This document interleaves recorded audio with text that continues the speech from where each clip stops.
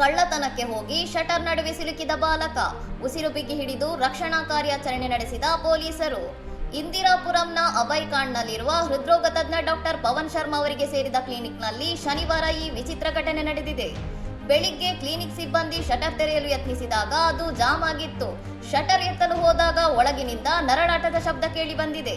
ಹಿಂಭಾಗದ ದ್ವಾರದಿಂದ ಒಳಹೋಗಿ ನೋಡಿದಾಗ ಅಪ್ರಾಪ್ತ ಬಾಲಕನ ಮುಂಡ ಕ್ಲಿನಿಕ್ ಒಳಗಿದ್ದು ತಲೆ ಶಟರ್ ಮತ್ತು ಗೋಡೆಯ ನಡುವೆ ಬಿಗಿಯಾಗಿ ಸಿಲುಕಿರುವುದು ಕಂಡುಬಂದಿದೆ.